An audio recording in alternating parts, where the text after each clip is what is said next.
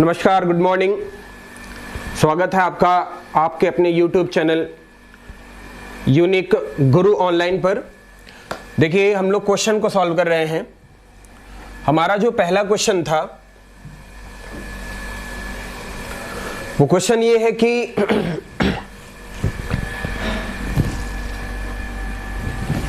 Pen कहाँ sir?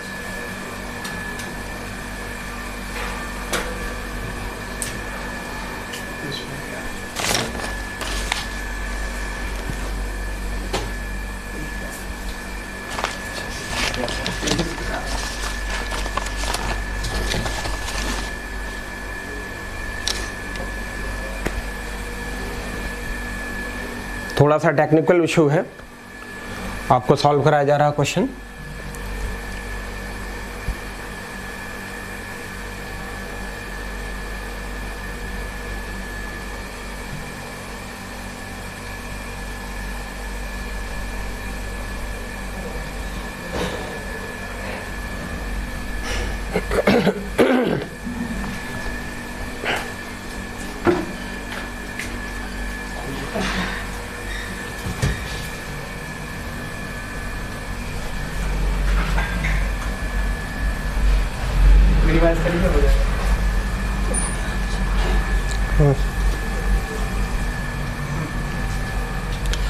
देखिए, question हमारा है कि एक हवाई जहाज 400 मीटर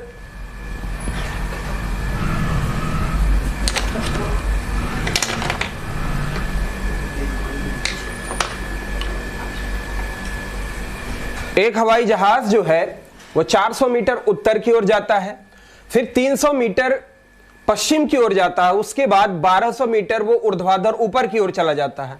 इसका प्रारंभिक बिंदु से विस्थापन ज्ञात कीजिए, यानी इसका प्रारंभिक बिंदु से क्या विस्थापन होगा, डिस्प्लेसमेंट क्या होगा, इसके बारे में हमको बताना है। तो देखिए, सबसे पहले हम लोग जान लेते हैं दिशाओं के बारे में, ठीक है।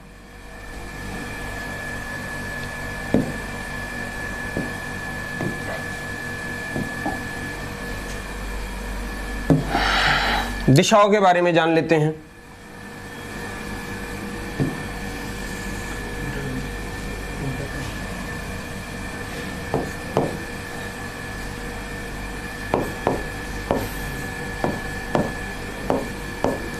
ये आपकी ईस्ट है, ये वेस्ट है,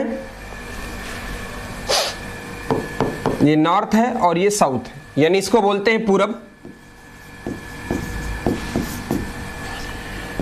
पश्चिम, उत्तर और ये है आपका दक्षिण, ठीक है।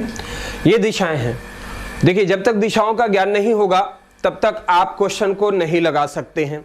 इस क्वेश्चन को हम दो तरह से सॉल्व करवाएंगे। जिन बच्चों का मैथमेटिक्स अच्छा है तो उनको हम दूसरे मेथड से भी सॉल्व करवाएंगे, और एक आसान मेथड है उससे भी हम इस क्वेश्चन को सॉल्व करवाएंगे, ठीक है। अब देखिए, क्या कह रहा है कि एक हवाई जहाज है,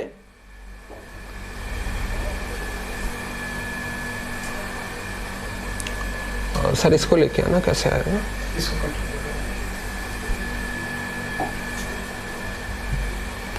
देखिए, कह रहा है कि एक हवाई जहाज है, वो 400 मीटर कहां जाता है? उत्तर की ओर, ठीक है। फिर 300 मीटर वो पश्चिम की ओर जाता है।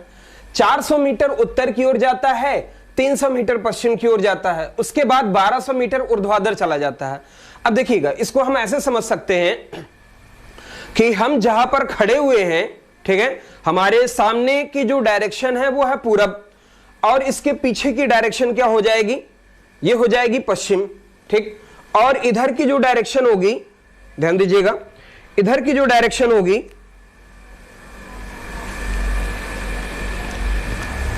ध्यान दीजिए, ये आपकी पूरब हो गई, ये पश्चिम हो गई, ये उत्तर हो गई, और इधर की जो डायरेक्शन है ये दक्षिण हो गई, ठीक है। पूरब, पश्चिम, उत्तर, दक्षिण, ये बातें समझ में आ रही हैं। ये पूरब हो गया, ये पश्चिम हो गया, ये उत्तर हो गया और ये आपका दक्षिण हो गया, ठीक है। अब कह रहा कोई हवाई जहाज है जो 400 मीटर उत्तर की ओर जाता है, ये पूरब है, ये पश्चिम है, ये उत्तर है, ये दक्षिण है, यानी 400 मीटर इधर की ओर जाता है, ठीक है। उसके बाद में वो 300 मीटर पश्चिम की ओर चला जाता है। देखिए यानी 300 मीटर ये पश्चिम की ओर ऐसे आ रहा है, यानी सीधे सीधे अगर आप समझ सकते हैं तो इस तरह से समझ सकते हैं आप कि आपका ये उत्तर है,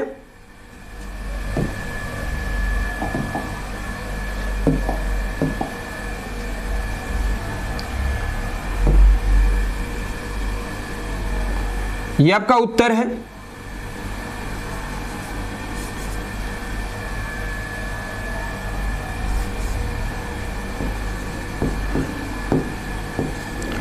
उत्तर है और ये आपका पश्चिम है। देख पा रहे हैं, एक तरह से भी और सॉल्व करवा देंगे।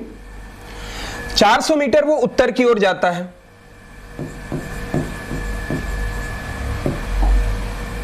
ठीक, और 300 मीटर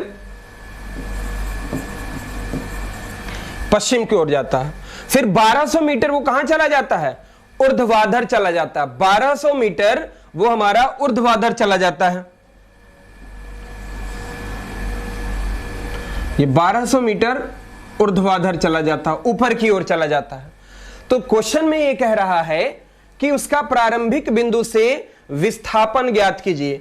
अब यहां से चलना स्टार्ट किया था, यहां से प्रारंभिक बिंदु से इसका विस्थापन आपको निकालना, यानी यहां तक का, यानी इसको यहां से आपको ये मिलाएंगे तो एक्चुअली ये डिस्टेंस आपको पता करनी है, ठीक है। सपोज कर लीजिए आपका ये O है और ये आपका पॉइंट P है, तो OP के बीच की डिस्टेंस क्या होगी, यही हमको निकालना है। तो बहुत सारे बच्चे जानते होंगे, फटाफट बताएं कैसे होगा। देखिए इसको हम लोग कैसे सॉल्व करेंगे, बहुत आसान तरीका है। पहले तरीके से हम सॉल्व करते हैं, बहुत आसान तरीका क्या है कि अगर हम इस पॉइंट को इससे मिलाते हैं, ठीक है, तो ये बनेगा आपका, सपोज कर लीजिए पॉइंट B है और ये A है, तो OAB आपका एक राइट एंगल ट्रायंगल बनेगा, जिसमें आपको ये 400 पता है और ये आपका 300, ये चीजें, ये डिस्टेंस आपको पता है 300 मीटर है, OB आपको पता नहीं है, ठीक है। तो बताइए आप इस तरह से निकाल सकते हैं, कैसे निकालेंगे भाई जरा देखिएगा। आप लिख सकते हैं, चूंकि देखिए विस्थापन क्या है,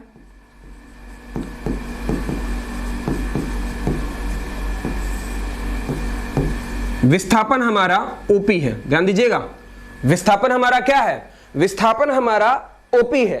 तो क्षैतिज तल में पहले विस्थापन निकाल लीजिए, अतः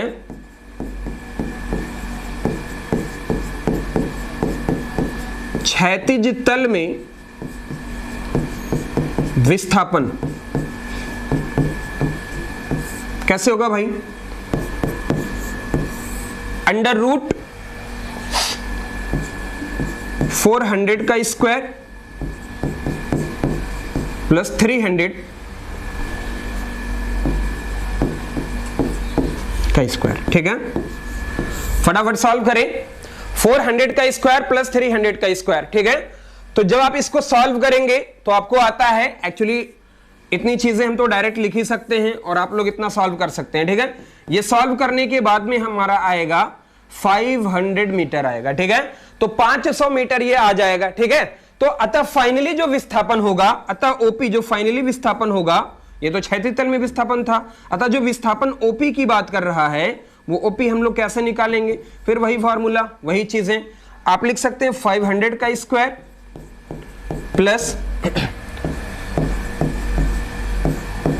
1200 का स्क्वायर, ठीक है। जब 500 का स्क्वायर अंडर रूट 500 का स्क्वायर प्लस 1200 का स्क्वायर सॉल्व करेंगे तो ये आ जाएगा 1300 मीटर, यानी 1300 मीटर उसका क्या होगा, विस्थापन हो जाएगा। ये आपका बनेगा आंसर, 1300 मीटर उसका विस्थापन हो जाएगा। ये तो हमारा पहला तरीका था इस क्वेश्चन को सॉल्व करने का। फटाफट देख लीजिए, जिस किसी को नहीं समझ में आया वो पूछ सकता है। देखिए यहां पे विस्थापन हो गया अंडर रूट 500 का स्क्वायर प्लस 1200 का स्क्वायर। इसको बहुत आसानी से ये क्वेश्चन सॉल्व हो गया। अब इसको इस तरह से हम भी लगा सकते हैं, थोड़ा वेक्टर फॉर्म में हम लगा सकते हैं। अगर आप वेक्टर जानते हैं तो इसको और आसानी से लगा सकते हैं। तो आइए हम वेक्टर फॉर्म में इसको करके लगाते हैं, ठीक है। आगे कैसे बढ़ेंगे सर, इसको हटा दें, चलिए। अब वेक्टर फॉर्म में हम देखिए कैसे लगाते हैं इस क्वेश्चन को। देखिए 400 मीटर वो उत्तर की ओर जाता है, फिर 300 मीटर वो फिर जो है आपका जाता है पश्चिम की ओर, फिर 1200 मीटर वो ऊर्ध्वाधर चला जाता है। मैंने डायरेक्शन पहले ही क्लियर कर दी है। ये हमारी ईस्ट है, ये वेस्ट है, ये नॉर्थ है और ये आपका साउथ है। तो 400 मीटर वो कहां जाता है भाई? उत्तर की ओर जाता है। 300 मीटर फिर वो जाता है पश्चिम की ओर।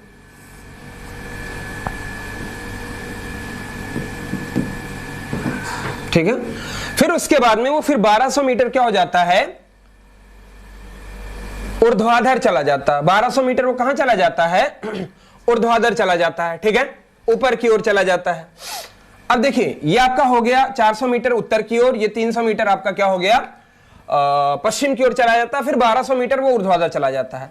तो देखिएगा जरा, कार्टेशियन प्लेन हम लोग जब पढ़ते हैं तो हमारा ये एक्स एक्सिस होता है, ये वाई एक्सिस होता है। ठीक है, अब यहां पर जो ये गति कर रहा है, वायुयान जो गति कर रहा है, जहाज जो गति कर रहा है, वो जहाज जो भी गति करेगा वो 3D गति होगी। यानी जो 3D गति होगी, 3D जो मोशन होगा, कोई भी कण, कोई भी पिंड 3D मोशन के अलावा और चौथी उसकी कोई डायमेंशन नहीं हो सकती है। जब भी वो गति करेगा तो वो सिर्फ एक्स, वाई और जेड प्लेन में गति करेगा। ठीक है, तो ये एक्स प्लेन हो गया, ये वाई प्लेन हो गया। लेकिन हमको यहां पर तीसरी चीजें कह रहा है कि वो ऊपर की ओर चला जा रहा है, यानी जो तीसरी डायमेंशन होगी वो जेड की होगी। तो ध्यान दीजिएगा, वो बिल्कुल हम इस तरह से बना सकते हैं।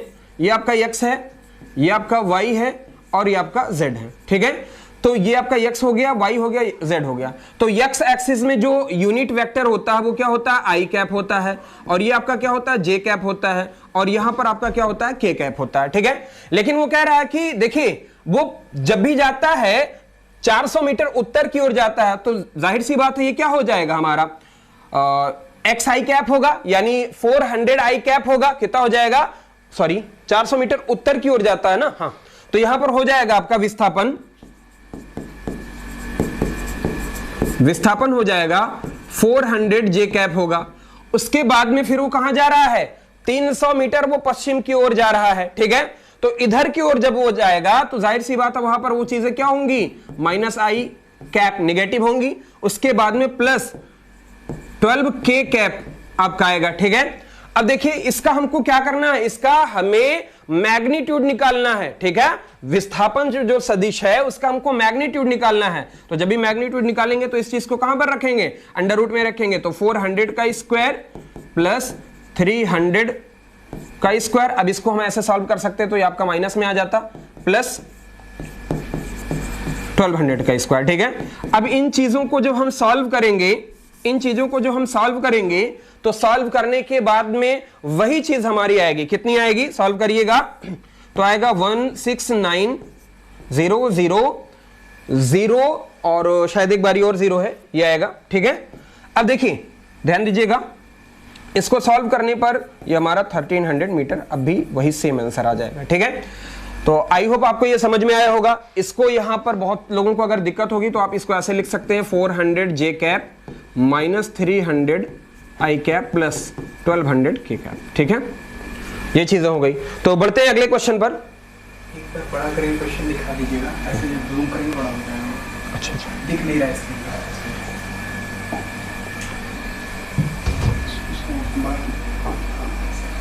बड़ा कर लीजिए, एक बार दिखा दीजिएगा। कहाँ से बड़ा? मैक्स हाँ, आगे से बड़ा कर लीजिए।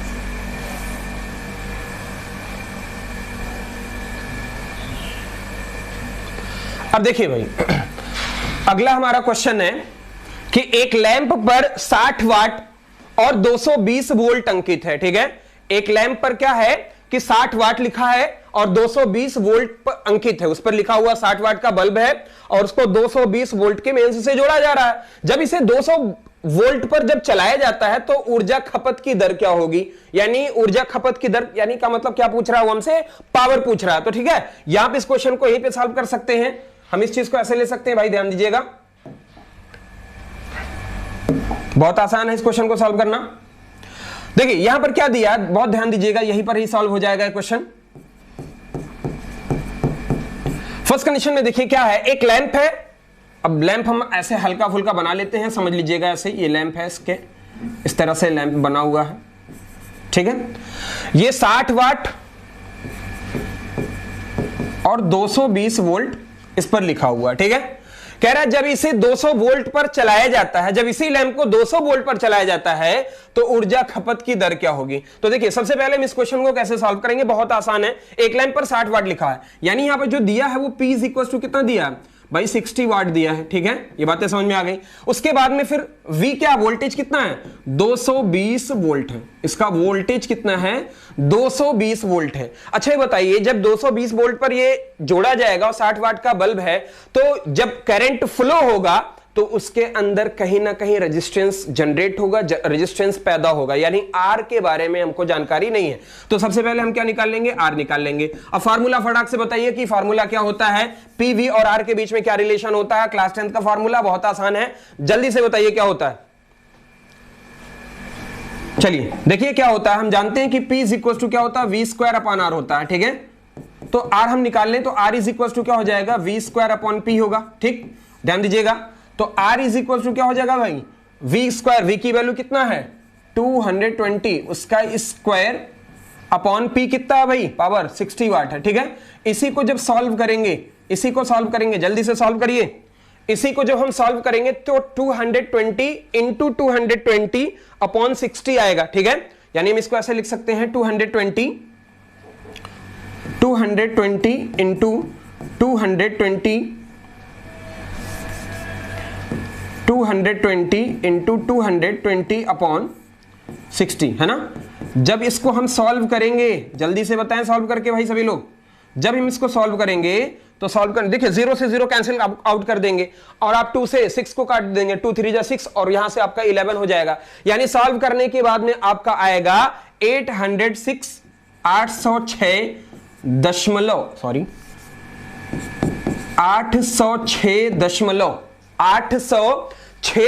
आएगा 67। ठीक है, एक्चुअली आएगा 806.666 करके आएगा, राउंडिंग ऑफ नंबर से हम उसको लिख सकते हैं। और ये क्या है, प्रतिरोध है, रेजिस्टेंस है, इसलिए इसकी यूनिट क्या होगी, ओम। इसलिए इसकी यूनिट क्या होगी, ओम। रेजिस्टेंस है, रेजिस्टेंस क्या होता है, रेजिस्टेंस क्या होता है, प्रतिरोध क्या होता है, बोलिए। जो किसी चालक में जब धारा बहती है तो जब जो धारा बहेगी उस धारा को बहने में जो विरोध करता है, यानी वो धारा को बहने नहीं देता, उसमें रुकावट पैदा करता है, वही क्या कहलाता है, प्रतिरोध कहलाता है। आप जानते होंगे V upon I is equal to R होता है। ठीक है, तो R तो आ गया हमारा 806.67 ओम आ गया। ठीक है, लेकिन ये कह रहा है अकॉर्डिंग टू क्वेश्चन, यहां पर ये कहा जा रहा है इस क्वेश्चन में कि जब हम इसी लैंप को, यानी अकॉर्डिंग टू क्वेश्चन, इसी लैंप को हम किस पर रखते हैं भाई, 200 वोल्ट पर जब हम इस पर चलाते हैं तो ऊर्जा खपत की दर कितनी होगी। ऊर्जा खपत की दर का मतलब पावर कितनी आएगी। ठीक है, देखिए तो हम लिखेंगे कि जब हम इसको वोल्टेज यानी 200 वोल्ट का देंगे, 200 वोल्ट का देंगे भाई, तो ऊर्जा खपत की दर क्या होगी। बहुत आसान है, अब तो सब कुछ आ गया। फार्मूला आप अप्लाई कर दीजिए। आप फार्मूला अप्लाई क्या कर सकते हैं, वही formula P is equal to V square upon R लिख सकते हैं। P इज इक्वल टू जब वी स्क्वायर अपॉन आर लिखेंगे तो P is equal to V की वैल्यू इस बारी कितनी है 200, तो 200 इंटू 200 यानी 200 गुणे 200। ठीक है, अपॉन आर आप तो ऐसे ही निकाल के रखे हैं। आर आपका कितना आया था, 806.67 आया था, तो 806.67 आया था। तो भाइयों जब इसको आप सॉल्व करेंगे तो सॉल्व करने के बाद में जो इसकी पावर होगी वो आएगी 49.58। ठीक है, क्या आएगी, 49.58 आएगी, क्या, जूल प्रति सेकंड। अब इसी जूल प्रति सेकंड को देखिए, ऑप्शन में हमारे था भी 49.58, यानी ऑप्शन में है ही नहीं है, यानी इसको हम लिख सकते हैं। देखिए कितना करीब है ये 49.58, कितना करीब है, किसके बहुत ज्यादा करीब है, तो हमको लगता है भाई जूल, ये 50 जूल के बिल्कुल करीब है। तो आंसर हमारा आ जाएगा P is equal to 50 joule per second. ठीक है, जूल पर सेकेंड। अब इसी जूल पर सेकेंड को हम वाट भी लिख सकते थे, लेकिन आंसर हमारे जूल पर सेकेंड में दिया है, तो हमारा ये ऑप्शन कौन सा हो जाएगा भाई, सी हो जाएगा। ठीक है, तो क्वेश्चन समझ में आया। तो चलिए अब हम लोग बढ़ते हैं अगले क्वेश्चन की तरफ। अगला क्वेश्चन हमारा, ध्यान दीजिएगा, बहुत आसान सा क्वेश्चन है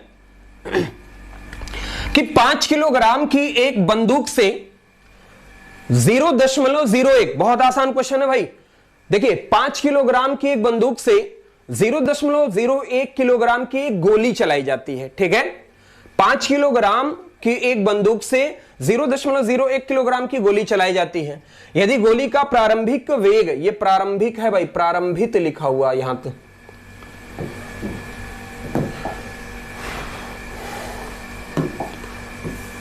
ये प्रारंभिक है, इनिशियल।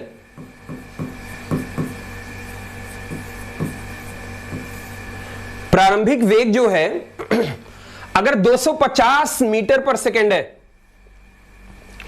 तो बंदूक किस गति से झटका देगी या झटका लेगी। देखिए ध्यान दीजिएगा कि जब आप गन से बुलेट फायर करते हैं तो बुलेट जब आगे निकलती है, जितना आगे निकलेगी उसकी प्रतिक्रिया उतनी ही पीछे की तरफ होगी। यानी पीछे की तरफ ये कितने वेग से हमको झटका देगी वो हमको बताना है, ठीक है। हर क्रिया की एक प्रतिक्रिया होती है, तो हमको बताना है कि कितने वेग से पीछे की तरफ आएगी, हमको पीछे की तरफ झटका देगी, ठीक है। तो यही हमको बताना है। इसका आंसर क्या होगा, बहुत आसान है, बहुत सारे बच्चे लगा लिए होंगे। तो आइए सॉल्व करते हैं इस क्वेश्चन को। पहले क्वेश्चन समझ में आया कि 5 किलोग्राम की एक बंदूक है, उससे 0.01 किलोग्राम की एक गोली चलाई जाती है। भाई देखिए 5 किलोग्राम की एक बंदूक है, उससे 0.01 किलोग्राम की गोली चलाई जाती है। यदि गोली का प्रारंभिक वेग 250 मीटर पर सेकंड हो तो बंदूक किस गति से झटका लेगी, यानी बंदूक कितनी तेजी से वो पीछे की तरफ भाग के आएगी। क्वेश्चन ये समझ में आ गया। तो आइए इसको हम क्वेश्चन को सॉल्व करते हैं और चित्र के माध्यम से हम लोग समझते हैं इन सारी चीजों को।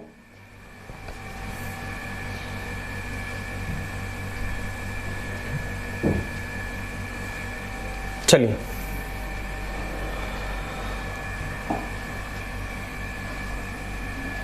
आइए क्वेश्चन को समझते हैं। देखिएगा भाई,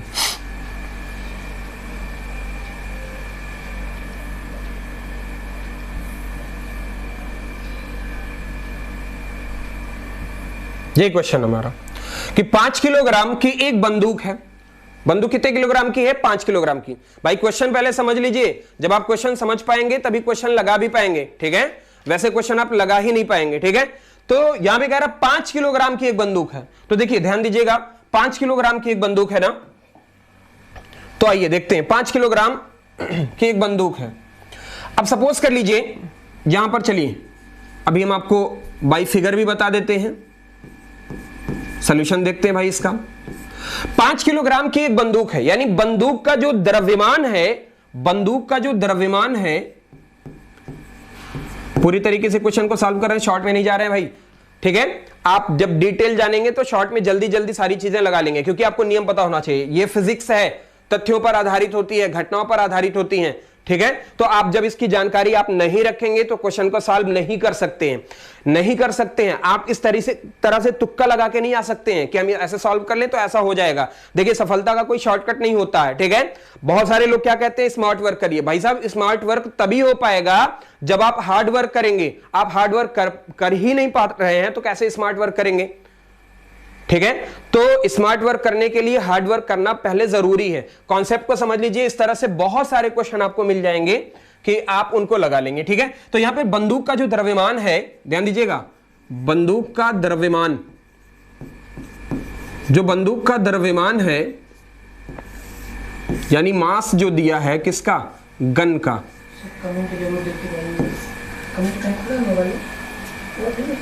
हाँ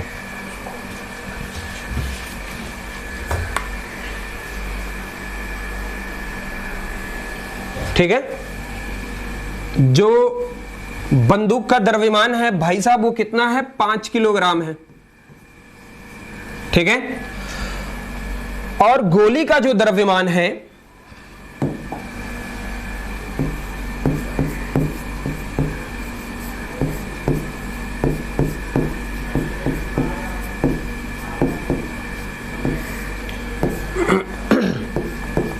मास ऑफ बुलेट, अब हिंदी में लिख दे, अच्छा चलिए ठीक है, वो कितना भाई 0.01 किलोग्राम, ठीक है। ये मास ऑफ बुलेट। गोली का प्रारंभिक वेग कितना दिया गया है, गोली का प्रारंभिक वेग कितना दिया गया है,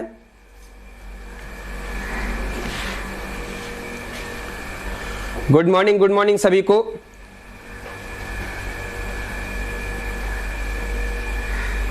सभी को गुड मॉर्निंग।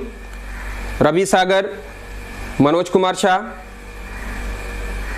आपको सारी जानकारी दी जाएंगी सर। हेलो जी, गुड मॉर्निंग। दीपक कुमार, शोभित गौतम, प्रियंका सिंह, गुड मॉर्निंग सभी को। Deepak Kumar good morning. देखिए बाबू, ठीक है, अब कमेंट से ज्यादा कमेंट करने से अच्छा है कि आप पहले हम लोग पढ़ाई करते हैं, और जहां पर जिसको कोई दिक्कत आती है तो वो कमेंट बॉक्स में, चैट सेक्शन में जाके वो बोल सकता है कि सर हमको ये पॉइंट नहीं समझ में आया। बेटा देखिए, जब भी आप कोई भी चीज सॉल्व करेंगे, आपको डिटेल्ड नहीं मालूम होगी तो सवाल ही नहीं उठता कि आप उस क्वेश्चन को सॉल्व कर पाए, ठीक है। और रही बात ये फिजिक्स है या मैथमेटिक्स या केमिस्ट्री है, सारी चीजों को आपको फैक्ट्स पता होने चाहिए, उनके बेसिक्स पता होने चाहिए। आपको नहीं पता होंगे तो सॉल्व करना, समझ लीजिए, आपको रटने के फिर बराबर हो जाएगा, और रट के मेरे ख्याल से कोई एग्जाम दिया नहीं जा सकता, ठीक है। तो यहां पर देखिए, गोली का जो प्रारंभिक वेग है, प्रारंभिक वेग, गोली का प्रारंभिक वेग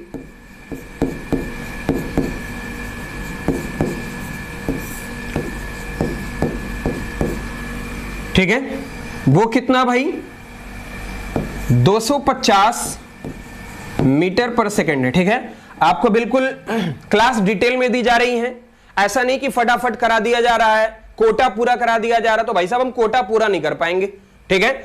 जो भी काम होगा, जो सिलेबस होगा, आपका टाइम से पूरा होगा, कंप्लीट होगा, और डिटेल्ड में आपको पूरी जानकारी दी जाएगी। तो सभी लोग जुड़िए, ज्यादा से ज्यादा लोगों को ये वीडियो शेयर कर दीजिए, ठीक है, लाइक करिए और हमारे चैनल को सब्सक्राइब करिए, ठीक है। तो आते हैं कि गोली का प्रारंभिक वेग कितना, 250 मीटर पर सेकेंड है, और गोली का द्रव्यमान कितना भाई, गोली का जो द्रव्यमान है वो 0.01 किलोग्राम है, और बंदूक का द्रव्यमान कितना है, 5 किलोग्राम है, ठीक है।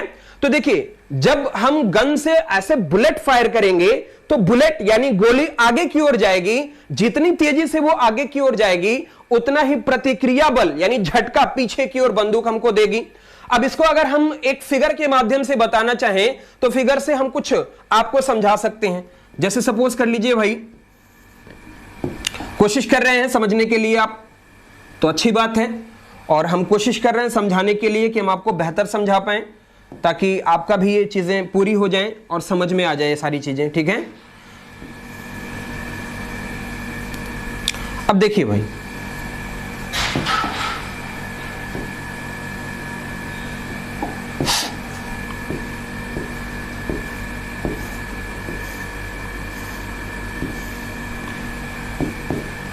ये हमारी बन गई मस्त सी बंदूक, ठीक है।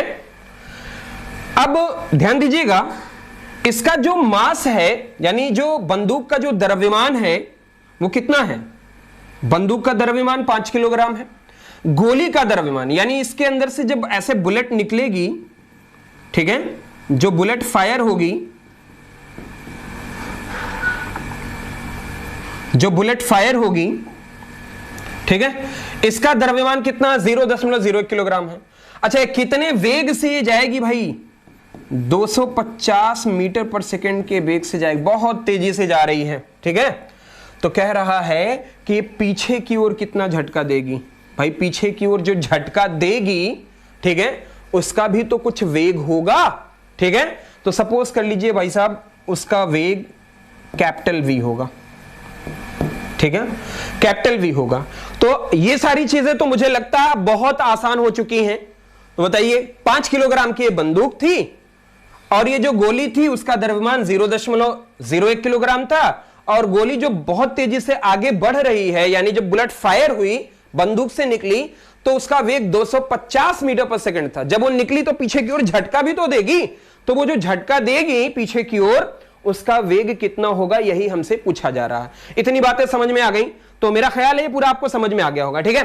तो आइए अब यहां पर कौन सा नियम लगेगा, क्या हम करेंगे, ठीक है। बहुत सारे लोगों को पता है यहां पर लगेगा संवेग संरक्षण का सिद्धांत लगेगा, ठीक है। तो हम लिख सकते हैं संवेग संरक्षण के नियम से या सिद्धांत से, ठीक है। नियम क्या कहता है जल्दी से बताएं, कमेंट हम चेक कर ले रहे हैं भाई।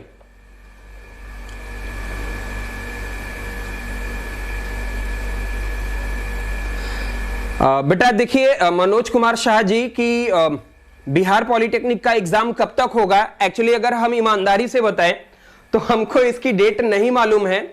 आपको इसकी डेट हम चेक करके बाबू बता देंगे। एक्चुअली हम यहाँ पर जो चीजें हैं वो हम लोगों का काम पढ़ाना होता है और हमारा अभी पहला दिन आप देख रहे होंगे, तो हमको बेटा इस चीज के बारे में जानकारी नहीं है, उसके लिए जो है माफी चाहते हैं।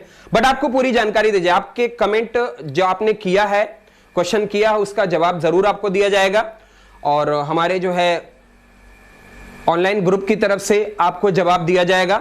ठीक है, कमेंट हम लोग पढ़ रहे हैं और देखिए थोड़ा से टाइम जरूर लग सकता है। अगर हमारी क्लास आप लेना चाहते हैं तो कमेंट करके बताइए। एक क्वेश्चन को हम कई बारी रिपीट कर देंगे तो इस जैसे क्वेश्चन जो होंगे वो आपके कंप्लीट हो जाएंगे। अगर आपको क्लास हमसे पढ़नी है तो जरूर कमेंट करके बताइएगा और बाकी कल चीजें सारी चीजें हम लोग अपडेट कर लेंगे और जो भी चीजें होंगी हम आपको बिल्कुल बेस से बताएंगे। और बहुत सारे बच्चे ऐसे होते हैं जिनका बेस नहीं क्लियर होता है, तो उम्मीद करेंगे ऐसे लोग भी जुड़ेंगे जिससे सारी चीजें पता चल जाएं। ठीक है, तो चलिए ठीक है, तो यहां पे संवेग संरक्षण का सिद्धांत लगाएंगे हम। जल्दी से कमेंट करके बताइए भाई कि संवेग संरक्षण का सिद्धांत क्या है। Hello Puneet Kumar, Puneet Kumawat, hello sir, hello आपको भी, शिवचंद्रा जी आपको भी गुड मॉर्निंग। तो जल्दी बताएं, जल्दी बताएं संवेग संरक्षण का सिद्धांत क्या कहता है या नियम क्या कहता है। अच्छा बताइए संवेग क्या होता है। संवेग क्या होता है, द्रव्यमान गुणे वेग होता है। ठीक है, यानी P इज इक्वल टू होता है हमारा mv। ठीक है, जब इनिशियल कंडीशन होगी, पहले जब बंदूक से गोली फायर नहीं थी तो बताइए उसका संरक्षण यानी PI जो था, ठीक है, इसका जो संवेग जो था इनिशियल यानी शुरुआत में इनिशियली वो क्या था PI, और PI कितना था अभी हम आपसे पूछेंगे, और लास्ट में कितना होगा भाई PF होगा, यानी वो संवेग जो होगा वो फाइनल संवेग कितना होगा। देखिए शुरुआत में जब गन से बुलेट फायर नहीं हुई थी तो उसका जो प्रारंभिक संवेग था वो 0 था, और जब वो बुलेट फायर हो जाएगी गन से तो उसका फाइनल जो संवेग होगा वो आपके प्रारंभिक संवेग के क्या होगा, बराबर होगा। यानी हर क्रिया की परंतु विपरीत दिशा में क्या होती है, प्रतिक्रिया होती है। तो बुलेट फायर करने से पहले का और बाद का आपस में संवेग क्या होगा, बराबर होगा। तो बताइए भाई ये तो आपका हो जाएगा 0। ठीक है, बातें समझ में आ गई। ये तो आपका क्या हो जाएगा, 0 हो जाएगा। ठीक है, हाँ हाँ बिल्कुल सही शिवचंद्रा जी, कंजर्वेशन ऑफ मोमेंटम, बिल्कुल सही आपका जवाब है। ठीक है, अब देखिए यहां पर जो होगा वो क्या होगा, क्या होता है संवेग, द्रव्यमान गुणे वेग। तो द्रव्यमान किसका, गोली का, गोली निकलेगी ना, तो यहां पर मास ऑफ क्या, bullet into velocity of bullet minus, अच्छा पीछे की ओर जा रही इसलिए हम क्या करेंगे, उतना ही माइनस होगा। तो मास ऑफ, ध्यान दीजिएगा यहां पर बी फॉर क्या होता है, बुलेट मतलब गोली। ठीक है, तो यहां पर क्या होगा, मास ऑफ गन इनटू वो कितने वेग से पीछे की ओर जाएगा उसकी वेलोसिटी। ठीक है, तो आइए हम लोग यहां पर इतना अगर हो गया तो फिर आगे इसको जो है सॉल्व करते हैं। अब ये चीजें माइनस को आप इधर लेके आएंगे तो क्या होगा, mass of gun into V is equals to M V into V B. ठीक है, आगे बढ़ते हैं। मास ऑफ गन हमारा कितना भाई, मास ऑफ गन दिया है 5 किलोग्राम। ठीक, और वेलोसिटी तो हमसे पूछ रहा है कितने वेग से वो पीछे की तरफ झटका देगी, और हमारा मास ऑफ जो बुलेट है वो कितना है 0.01 इंटू, और गोली का वेग प्रारंभिक वेग कितना 250 मीटर पर सेकेंड। ठीक है, तो जल्दी से सॉल्व करके बताएं, जल्दी से सॉल्व करें इसको। ठीक है, जल्दी सॉल्व करिए, बताइए जल्दी से भाई, कमेंट करके बताइए। सभी लोग शेयर कर दें भाई, सभी लोग शेयर कर दें। ठीक, आइए बढ़ते हैं आगे। देखिएगा अब कहिए तो इस हम मल्टीप्लिकेशन को भी आपको डिटेल्ड में बताएं।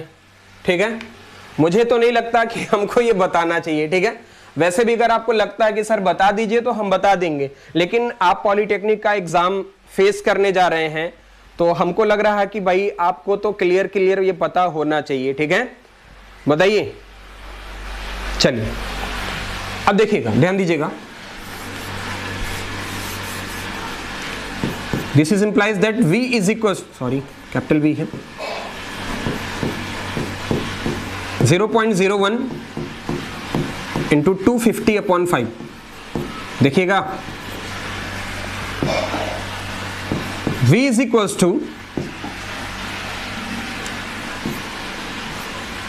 ये आपका हो जाएगा 50, 0.01 इंटू 50।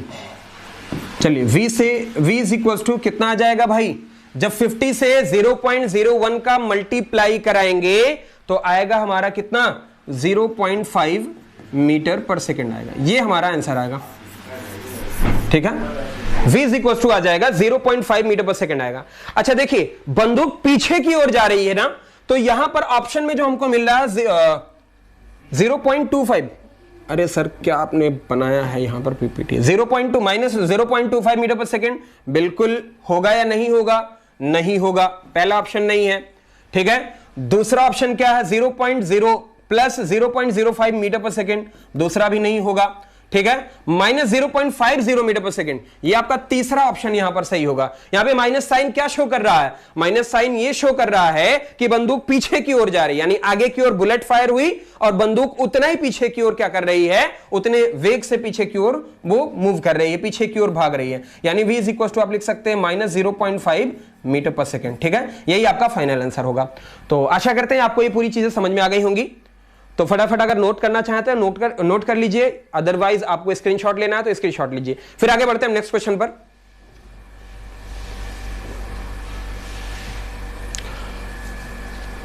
आगे बढ़ते हैं हम लोग।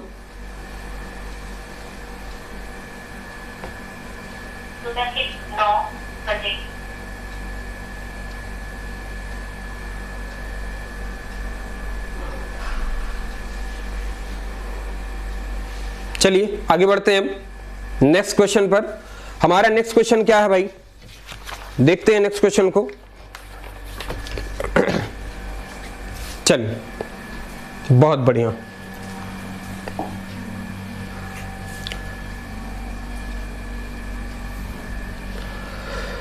ये क्वेश्चन हो चुका।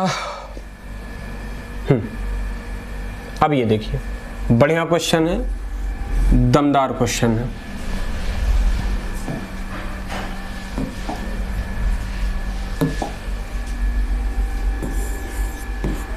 इंपॉर्टेंट है परीक्षा की दृष्टि से।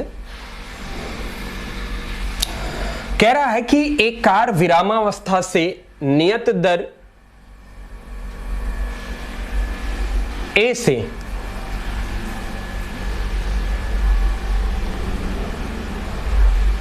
एक्चुअली सब गड़बड़ हुआ है।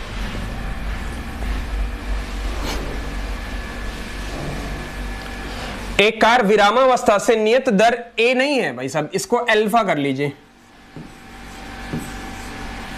नियत दर अल्फा से कुछ समय के लिए त्वरित की जाती है। ठीक है, इसके बाद कार नियत दर बीटा से मंदित की जाती है और कार विरामावस्था में आ जाती है। यदि कुल समय टी लगा हो, यदि लगा हुआ कुल समय क्या है, कैपिटल टी। बहुत बढ़िया। तो कार द्वारा प्राप्त किया गया अधिकतम वेग क्या होगा, यानी यहां पर वो वेलोसिटी के बारे में पूछ रहा है। ठीक है, तो क्वेश्चन में कहीं कहीं गलती थी भाई, जिसको सही कर लीजिए। फिर से देख लीजिए, एक कार विरामावस्था से नियत दर अल्फा से कुछ समय के लिए त्वरित की जाती है। ठीक है, यानी कार विरामावस्था में थी। अब जब कोई भी कार या कोई भी पिंड या कोई भी कण, हम जानते हैं कि जब विरामावस्था में होता है, किसमें होता है, जब विरामावस्था में होता है तो हम जानते हैं कि भाई उसका प्रारंभिक वेग शून्य होता है। ये सभी लोग जानते हैं और पहले से आपको छोटे क्लासेस में बताया गया है कि कार जब विरामावस्था में या कोई भी कण जब विरामावस्था में होगी तो उसका प्रारंभिक वेग क्या होगा, उस समय उसका प्रारंभिक वेग 0 हो जाएगा। ठीक है, अभी भाई हम ऑप्शन की बात कर लेंगे कि इसका ऑप्शन क्या होगा। ठीक है, तो देखिए एक कार विरामावस्था से ये चलना प्रारंभ कर रही है। तो आइए हम इसको, क्वेश्चन समझ में आ गया हो तो आगे बढ़ेंगे।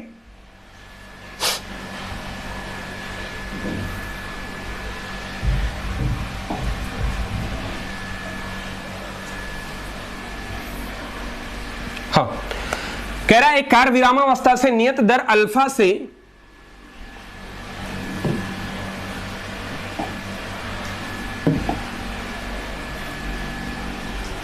नियत दर अल्फा से कुछ समय के लिए त्वरित की जाती है, बाद में बीटा से जो है मंदित की जाती है। मंदन क्या होता है? मंदन रिटार्डेशन, जल्दी से बताएं मंदन क्या होता है? रिटार्डेशन क्या होता है भाई? जल्दी जल्दी बताएं, जल्दी बताएं भाई, रिटार्डेशन क्या होता है? कमेंट करके बताएं रिटार्डेशन क्या होता है। मंदन, हिंदी में मंदन बोलते हैं, हिंदी में मंदन बोलते हैं भाई। ऋणात्मक त्वरण को मंदन बोलते हैं, ठीक है। जो नेगेटिव एक्सेलरेशन होता है वही रिटार्डेशन कहलाता है, ऋणात्मक त्वरण ही क्या कहलाता है? मंदन कहलाता है, ठीक है। तो कार विरामावस्था से चल रही है, तो आप लिख सकते हैं यहां पर, चूंकि कार विरामावस्था से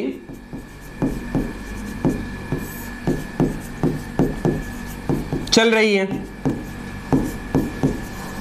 जब विरामावस्था से चल रही है तो इसलिए उसका प्रारंभिक वेग क्या हो जाएगा भाई? प्रारंभिक वेग u आपका क्या हो जाएगा? 0 हो जाएगा, ठीक है। अच्छा ठीक है, फिर उसका त्वरण कितना है? विरामावस्था से नियत दर अल्फा से, नियत त्वरण अल्फा से होगा भाई, चलो ठीक है। तो यहां पर त्वरण क्या दिया है? त्वरण को a से जानते हैं, यहां पर a कितना दिया? एक्चुअली अल्फा दिया है, ठीक है। त्वरित की जाती है, ठीक। तो आइए पहले देखिए वो कार क्या होती है, विरामावस्था से चलना प्रारंभ करती है, यानी उसका प्रारंभिक वेग क्या हो जाता है? 0 हो जाता है, और त्वरण क्या दिया हमारा? अल्फा दिया, ठीक है। जब वो चलना प्रारंभ करती है, ठीक है, त्वरण जो हमारा अल्फा से, तो जानते हैं उसमें कुछ समय लगेगा, ठीक है। तो मान लिया वो समय क्या है प्रारंभिक स्थिति में? मान लिया समय क्या है? मान लिया समय हमारा इज इक्वल टू t1 है। क्या है? t1 है, ठीक है, पहली स्थिति के लिए। क्योंकि कार देखिए इसमें अलग अलग स्थितियां बन रही हैं। कार है, ये आपकी सड़क है, यहां पर कोई कार है, ठीक है। अब वो चलना प्रारंभ करती है, यहां पे प्रारंभिक वेग 0 था, अल्फा से क्या हो जाती है? मंदित हो जाती है। मान लिया पोजीशन 1 से पोजीशन 2 तक जाएगी, तो यहां पर वो क्या हो जाती है? मंदित हो जाती है, ठीक है। फिर यहां पर फाइनली वो जाके जब पहुंचती है, यहां से वो कार चलती है, तो जब 3 पॉइंट पर पहुंचती है तो बिल्कुल उसका जो है अंतिम वेग क्या हो जाता है? 0 हो जाता है, ठीक है। तो यहां पर अलग अलग स्थितियां भाई, इसलिए ध्यान दीजिएगा। चलिए, तो समय t1 हो जाता है। जब वो चलेगी तो उसमें कुछ समय लगेगा कि नहीं लगेगा? ठीक है, जब समय लगेगा तो हम जानते हैं गति का प्रथम समीकरण v is equal to u plus at, गति के प्रथम समीकरण से, ठीक है। तो v is equal to, actually पहली स्थिति है तो v1 कह सकते हैं, इज इक्वल टू u कितना? 0, और a क्या है? एक्चुअली अल्फा, और t कितना? t1 है। तो यहां पर हमारा आ गया v1 is equal to alpha t1, ठीक है। जल्दी से देखिए, v1 is equal to alpha t1 आ गया, ठीक है। चलिए भाई, ठीक है, v भी कह सकते हैं, कोई भी दिक्कत नहीं है, पहली स्थिति है, v भी कह देंगे तो कोई प्रॉब्लम नहीं होगी, ठीक है। चलिए v ही मान लेते हैं भाई, ठीक। अब आगे बढ़ते हैं द्वितीय स्थिति के लिए। अकॉर्डिंग टू क्वेश्चन वो क्या कह रहा है, जरा देखिएगा ध्यान से। अकॉर्डिंग टू क्वेश्चन कह रहा है कि वो फिर जाकर के क्या हो जाती है? मंदित हो जाती है, ठीक है। और उस टाइम में उसका जो मंदन होता है वो कितना होता है भाई? बीटा होता है। यहां पे जो मंदन है, मंदन जिसको हम ऋणात्मक त्वरण कहते हैं, सेकेंड टाइम में क्या हो जाता है? वो बीटा हो जाता है। क्या हो जाता है? बीटा हो जाता है, ठीक है। तब देखिए हम काम कर सकते हैं आगे। देयरफॉर इसी तरह से आप कर सकते हैं, एकदम सेम यही काम कर सकते हैं। आप क्या कर सकते हैं यहां पर? v इज इक्वल्स टू, जब वो मंदन होगा तो u माइनस क्या हो जाएगा? Beta t2। सेकेंड टाइम में आपका सेकेंड कंडीशन में आपका टाइम क्या हो जाएगा? t2 हो जाएगा, ठीक है।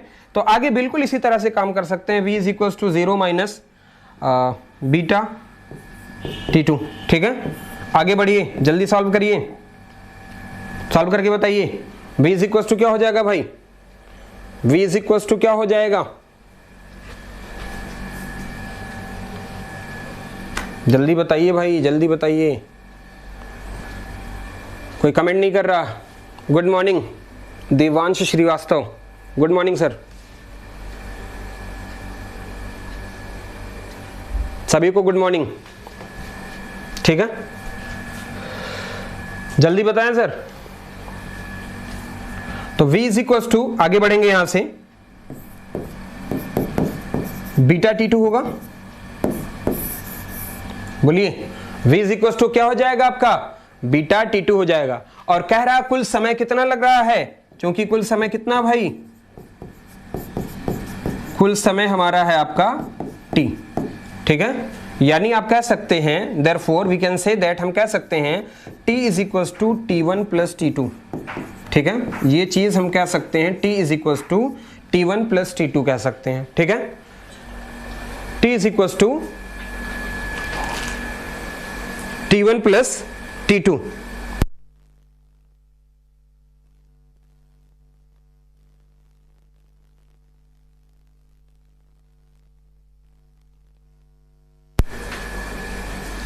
हो गया। देखिए भाई, यूनिक टेक गुरु चैनल को आप सब्सक्राइब करिए और डिस्क्रिप्शन में उसका लिंक आपको दिया गया है, आपको सारी क्लासेस मिल जाएंगी वहां पर।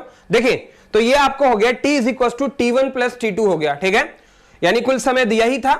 अब आइए ध्यान दीजिएगा कि हमको क्या निकालना है कि कितना अधिकतम उसका वेग होगा। ठीक है, तो आइए आगे बढ़ते हैं, आगे बढ़ते हैं, यहीं पे हम सॉल्व कर देते हैं इस चीज को। देखिए, हम जानते हैं कि t is equal to T1 plus T2 है। ठीक है, तो T1 क्या है भाई, T1 क्या है, तो यहां से आप निकाल सकते हैं कि T1 आपका हो जाएगा, T1 हो जाएगा v upon alpha is equal to T1, और यहां पे T2 क्या हो जाएगा, v upon beta is equal to T2 हो जाएगा। ठीक, तो यहां पर v अपॉन अल्फा रख देंगे, v upon alpha plus v upon beta. Solve करें, देखिए v कॉमन है, ऊपर से क्या बचेगा हमारे पास, 1 upon alpha plus 1 upon beta. ठीक है, तो क्या हो जाएगा भाई v, और यहां पर अल्फा बीटा आपका एलसीएम बनेगा, तो ये अल्फा प्लस बीटा हो जाएगा।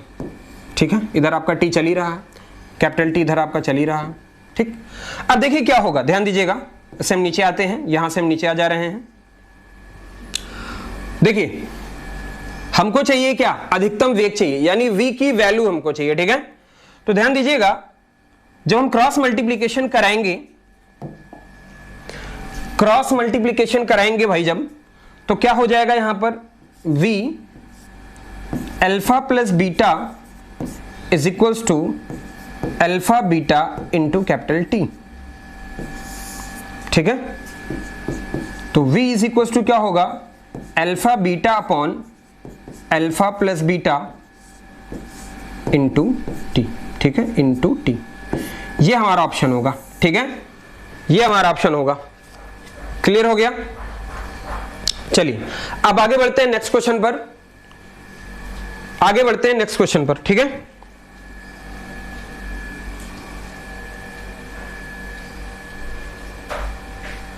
चलिए सर आगे बढ़ते हैं अगले क्वेश्चन पर।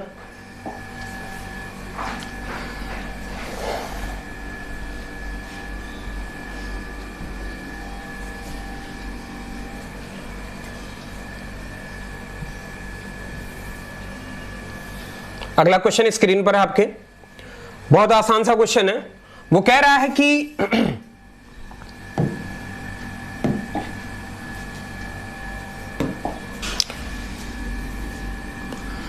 कि 150 किलोग्राम का एक स्कूटर है, 108 किलोमीटर प्रति घंटा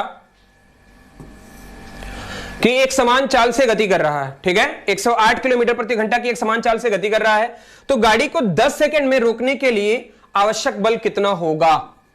ठीक है, आवश्यक बल कितना होगा, ध्यान से क्वेश्चन को समझिएगा कि एक स्कूटर है जिसका द्रव्यमान कितना भाई 150 किलोग्राम है। ठीक है, अब उसकी जो चाल है वो कितना है 108 किलोमीटर प्रति घंटा। ठीक है, बहुत तेजी से स्कूटर चल रहा है भाई। ठीक, प्रारंभिक वेग इसका कितना है 108 किलोमीटर प्रति घंटा है। ठीक है, तो कह रहा है कि वो 10 सेकंड 150 किलोग्राम का स्कूटर है, ठीक है, स्कूटर का द्रव्यमान दे दिया 150 किलोग्राम, 108 किलोमीटर प्रति घंटा की एक समान चाल से वो गति कर रहा है, ठीक है। तो गाड़ी को 10 सेकंड में रोकने के लिए, यानी उस स्कूटर को 10 सेकंड में रोकने के लिए कितने फोर्स की जरूरत पड़ेगी? बहुत आसान क्वेश्चन है, आप तुरंत कर सकते हैं, यहीं पर कर सकते हैं, अलग से जाने की जरूरत नहीं है। देखिए आप लिख सकते हैं, यहां पर सॉल्व करते हैं, आप यहां पर लिख सकते हैं कि 150 किलोग्राम का एक स्कूटर है ना, तो स्कूटर का जो द्रव्यमान है, स्कूटर का द्रव्यमान देखिएगा भाई, स्कूटर का जो द्रव्यमान है m, वो कितना है? 150 किलोग्राम है, ठीक है। और स्कूटर की जो चाल है, यानी जो प्रारंभिक वेग है स्कूटर का, प्रारंभिक वेग जो है u जिसको कहते हैं, वो कितना भाई? 108 किलोमीटर प्रति घंटा, ठीक है। समय कितना दे रखा है? थोड़ा सा जगह छोड़ते हैं, आप समझ गए होंगे क्यों छोड़ रहे हैं। समय आपका 10 सेकंड है। तो कह रहा है कितने बल की आवश्यकता होगी उसको रोकने के लिए। फोर्स पूछ रहा है भाई, फोर्स कितने न्यूटन की फोर्स इसको रिक्वायर होगी, ठीक है। अब देखिए स्कूटर का प्रारंभिक वेग 108 किलोमीटर प्रति घंटा है। भाई आप जरा बताएं कि 108 किलोमीटर प्रति घंटा स्कूटर का जो प्रारंभिक वेग है, ठीक है, किलोमीटर प्रति घंटा को मीटर प्रति सेकंड में बदलने के लिए हम क्या करते हैं? देखिए जब भी किलोमीटर प्रति घंटा को मीटर प्रति सेकंड में बदलना होता है तो 5/18 से गुणा कर देते हैं, तो 108 गुणे 5/18 है ना, तो ये बदल जाता है आपके किसमें? मीटर पर सेकंड में बदल जाता है, ठीक है। तो इसको जब आप कट कर देंगे तो आ जाएगा आपका 30 मीटर पर सेकंड, ठीक है। ये 30 मीटर पर सेकंड आ जाएगा, ठीक है। ये बातें समझ में आ गई, 30 मीटर पर सेकंड आ जाएगा। अब चलिए यहां पर हमको पूछ रहा कितने फोर्स की जरूरत पड़ेगी। तो सबसे पहले हमको m दिया है, u दे दिया है और t दे दिया है। तो हम क्या करेंगे इसको सॉल्व करने के लिए? f तक कैसे पहुंचेंगे? देखिए हम जानते हैं v इज इक्वल टू क्या होता है? u प्लस at होता है, v is equal to u plus at होता है, ठीक है। अब बताइए कि जब स्कूटर जाकर के रुकेगी तो उसका अंतिम वेग कितना हो जाएगा? 0। जाहिर सी बात है उसका अंतिम वेग 0 हो जाएगा। प्रारंभिक वेग कितना दिया भाई? 30 मीटर पर सेकंड दिया है, और त्वरण कितना दिया है हमको नहीं पता। टाइमिंग कितना? 10 सेकंड है, ठीक है। आइए इसको सॉल्व करते हैं आगे की तरफ। यहां पर हम आते हैं, देखिएगा 0 is equal to 30 plus 10a, इधर ले जाएंगे आपका 10a माइनस हो जाएगा, या 10 is equal to 10a is equal to -30, या a इज इक्वल टू हो जाएगा आपका -30/10 -3 मीटर पर सेकंड स्क्वायर। त्वरण है तो इसलिए इसका मात्रक क्या होगा? मीटर प्रति सेकंड स्क्वायर होगा, ठीक है। ये बातें समझ में आ गई। त्वरण है तो इसका मात्रक मीटर पर सेकंड स्क्वायर होगा, यानी इसमें क्या हो रहा? मंदन हो रहा। ऋणात्मक त्वरण ये बता रहा है कि इसमें मंदन हो रहा। अब देखिए हमको क्या चाहिए? हमको तो फोर्स चाहिए था ना। अब यहां पर फोर्स लगा दीजिए कि कितना होगा। आप जानते हैं फॉर्मूला बहुत ईजी है, F इज इक्वल टू क्या होता है भाई? ma होता है। तो यम कितना दे रखा है स्कूटर का? 150 किलोग्राम है, और त्वरण की वैल्यू कितनी दे रखी है? 3 मीटर पर सेकंड स्क्वायर। यहां पर ऋणात्मक चिन्ह ये बता रहा है कि यहां पर मंदन हो रहा है, ठीक है। तो F इज इक्वल टू कितना हो जाएगा? 450 न्यूटन, ठीक है। यानी 450 न्यूटन का उसको बल लगाना पड़ेगा भाई, यानी ऑप्शन हमारा बी सही है, ठीक है। 450 न्यूटन का बल लगाना पड़ेगा, ठीक है। 360 नहीं पप्पू आलम, 360 नहीं, 450 न्यूटन का बल लगाना पड़ेगा, ठीक है। देखिएगा देख लीजिए आप खुद, प्रारंभिक वेग 150 किलोग्राम है, स्कूटर का प्रारंभिक वेग देखिए, स्कूटर का द्रव्यमान 150 किलोग्राम है, स्कूटर का प्रारंभिक वेग 108 किलोमीटर, यानी इसकी जो चाल थी 108 किलोमीटर प्रति घंटा थी। तो किलोमीटर प्रति घंटा को जब भी हम मीटर प्रति सेकंड में बदलते हैं तो 5/18 से हम गुणा करा देते हैं। गुणा कराएंगे, यहां पर कैंसिलेशन होगा, कैंसिल आउट होगा, 30 मीटर पर सेकंड आ जाएगा। समय हमारा कितना भाई? 10 सेकंड है, तो हमारा समय 10 सेकंड है। बल की हमको जरूरत है कि कितने न्यूटन का फोर्स लगेगा। तो हम जानते हैं गति का प्रथम समीकरण क्या होता है? v = u + at होता है। जब स्कूटर जाकर के फाइनली रुकेगी तो उसका अंतिम वेग क्या होगा? 0 होगा। तो यहां पे v की वैल्यू 0, u की वैल्यू आपकी 30 मीटर पर सेकंड है, और a हमको पता ही नहीं है, और समय कितना दिया? 10 सेकंड दिया। सॉल्व करेंगे तो a की वैल्यू कितनी आएगी? -3 मीटर पर सेकंड स्क्वायर आ जाएगी। ये -3 मीटर पर सेकंड स्क्वायर इसलिए आ जाएगी क्योंकि यहां पर क्या हो रहा है, मंदन हो रहा है। तो ऋणात्मक चिन्ह ये दर्शाता है कि यहां पे मंदन हो रहा है, तो त्वरण का मान हमारा -3 मीटर पर सेकंड स्क्वायर आ जाएगा, 3 मीटर पर सेकंड स्क्वायर आ जाएगा। ठीक है, मंदन की बात करें तो मंदन कितना आ जाएगा, 3 मीटर पर सेकंड स्क्वायर आ जाएगा। तो यहां पे कह रहा है कि भाई हमको निकाल के दिखाइए फोर्स कितना लगेगा। तो force is equal to ma होता है, F is equal to ma होता है।